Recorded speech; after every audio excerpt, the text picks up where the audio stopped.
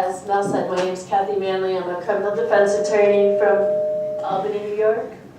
And I've been involved in this work since 2004 when I started representing this man, Yasin Arif, who was entrapped in an extremely unfair FBI sting operation. And we noticed that things were very strange about the case when early on the government, after Yasin's arrest, said, well, he needs to be locked up before trial. He shouldn't be out on bail because he is a terrorist commander. And we said, what? You know, what evidence do you have for this? And they said, well, the name commander was next to his name in a notebook in a bombed out camp in Iraq. And so we said, well, we want to see this evidence. And the judge said, yeah, okay, you should be able to see the evidence that the government wants to rely on to lock him up pre-trial. So then the government wrote to us the next week and said, oops, well, we made a little mistake. It wasn't really commander, it really was brother, and the word wasn't really Arabic, the word was Kurdish, and it was the word Yasin, which is the most common word in the Kurdish language. He's Kurdish, he's from that region, his grandfather was famous there. It means nothing, so he got out on bail then. And that was a clue of what was to come with the case. But soon after that, the government invoked what's called the Classified Evidence Procedures Act.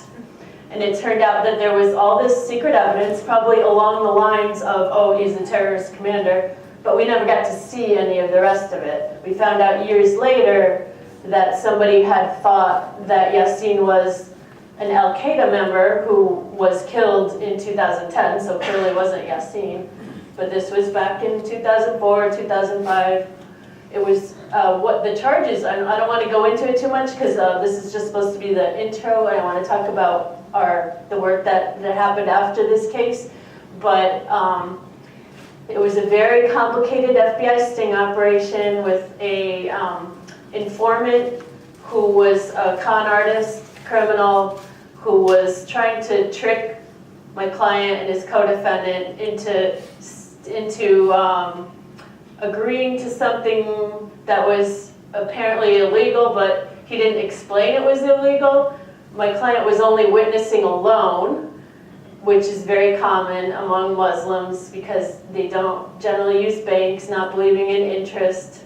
And so it's very common, and my client was an imam, a refugee from Kurdistan in Iraq. And he had a reputation for being very, very honest, and was often chosen to witness these loans. So that wasn't unusual. What was unusual is that this guy, this informant, kept saying all these weird things, but Yasin wasn't really paying attention. So nothing was really explained. Anyway, usually in sting operations, the target will say something bad on tape. The informant will get them to say something bad, will kind of work on them, push them. Maybe they're ready to do it anyway, maybe they're not. A lot of times the informant will push them, oh, there's Ikran. Hi. Will exploit whatever vulnerabilities the people have and try to get them to say bad things. But in Yasin's case, that never happened. What he said on tape was, I believe in following the laws in America. I don't believe anything illegal is going on, because the guy would say, oh, I don't know if this is legal. And he would say, what do you mean? It's a loan, and I don't know what's illegal about it. Anyway, so it was very little evidence against him in the sting operation, but there was all this classified evidence that the judge was seeing, and that led the judge to tell the jury that the government had good and valid reasons for targeting my client. And we said, how can you do this? But we couldn't stop that from happening. The only alternative would have been for the government to say their sort of conclusions from their classified evidence without actually showing us the classified evidence. And this is really crazy because the lead trial attorney who I was working for at the time had a security clearance to see the evidence and was still not allowed to see it. And it sounds unbelievable, But that's what happened, because the standard was it had to be favorable to the defense for it to be turned over. And they were saying, oh, these are bad things, they're not favorable to the defense. And we're thinking, well, neither was him being a terrorist commander, right? But that turned out to be false. And how can you, in an adversary system, when you're supposed to be able to confront the evidence against you, how can you research it and show it's false if you're not even allowed to see it? So that's a huge problem in a lot of these cases. We never got to see any of that. The judge was able to tell the jury that there were good and valid reasons for targeting Yassin, and then the jury was afraid to acquit him. They actually did acquit him on most of the counts, and they were based on these recorded conversations. When they came to the last count based on the last meeting with the informant, I think they were just afraid to acquit him because there was nothing new said in that conversation, and they convicted him and his co-defendant. His co-defendant knew a little bit more of the plot, but the co-defendant wasn't really the target. He was just somebody who the government was using to get to Yassin, and they knew that he wasn't interested in terrorism. They didn't care. He was just the collateral damage. So they both got sentenced to 15 years, and this was back into, the trial was in 2006. They got sentenced in 2007. So their sentences, Yassin's will be up next year, and Muhammad the year after, because, well, for various reasons. So after that, my eyes got open to a lot of things about how unfair these cases are, especially when you're dealing with Muslim defendants and you're dealing with the word terrorism. And this was fairly soon after 9/11, and this was somebody from, my client was from Iraq, and is very religious. And so after that, we started studying other cases. Those of us in Albany who were supporting Yassin and his co-defendant, we started studying other cases. This fell off again.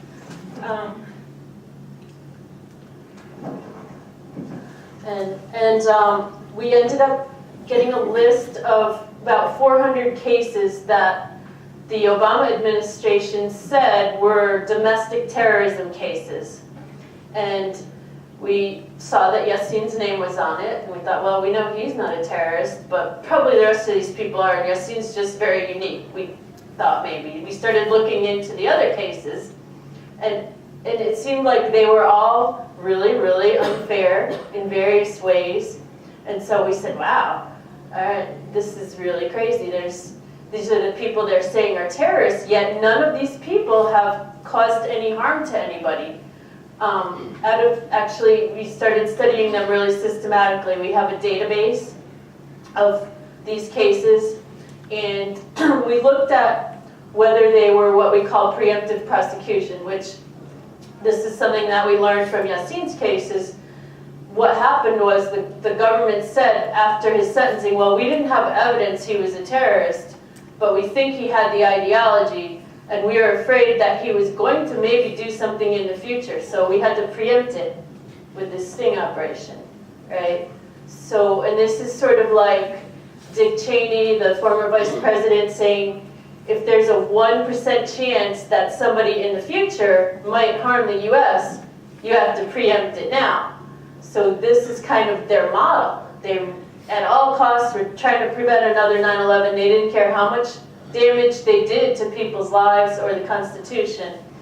So we looked at, of these 400 cases, how many were preemptive prosecution, where the target hadn't actually been engaging in any crime, any real crime, anything that you would think of as real crimes. And out of those 400 cases, only 4 people, and this is between 2001 and 2010, so it's before the Boston Marathon bombing. There's other things that have happened since, but for that time period, which is the list that we had, only 4 people had either engaged in violence in the U.S. or even attempted to engage in violence in the U.S.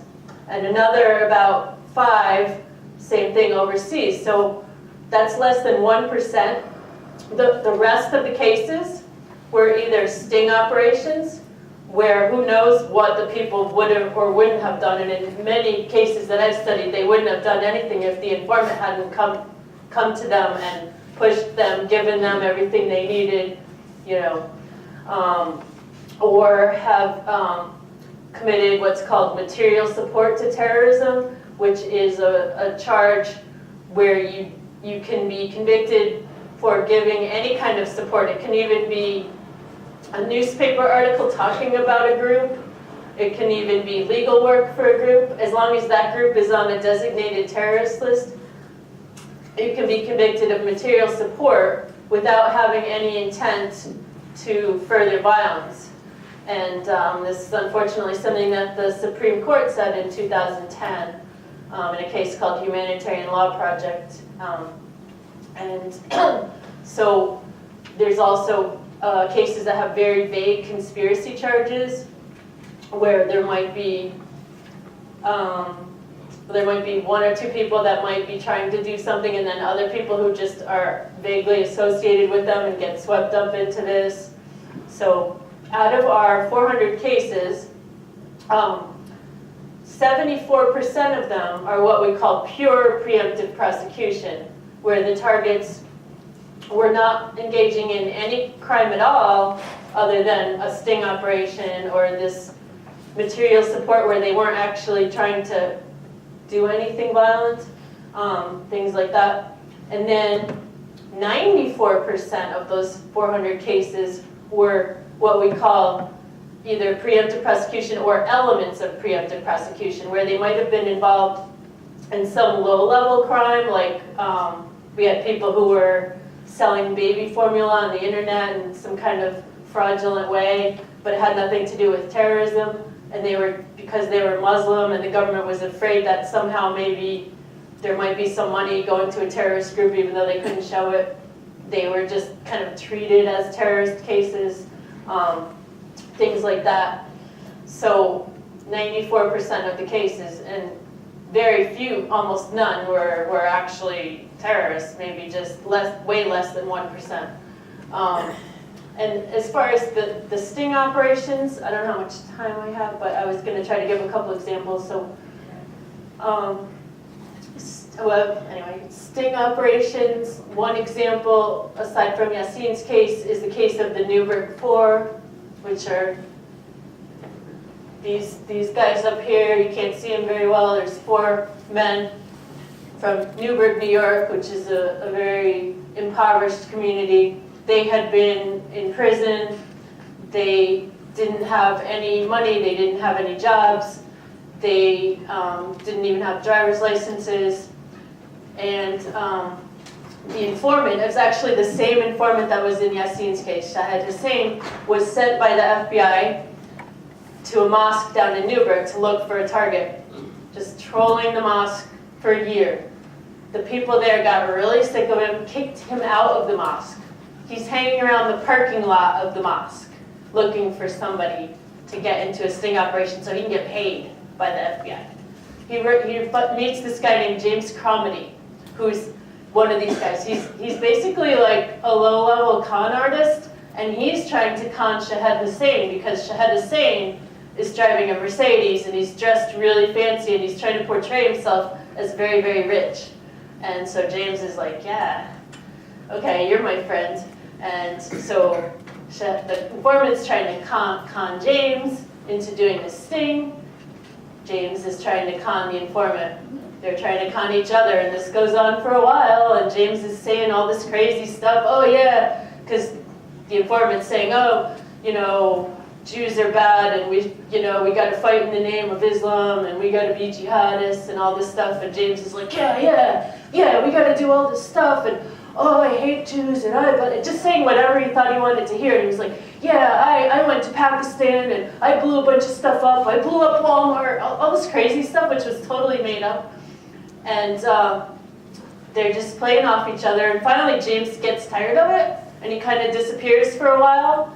And then the informant calls him up, doesn't know the government's listening, because the government had actually tapped his phone, the informant's phone, and he didn't know. He just thought he could control when it was being recorded.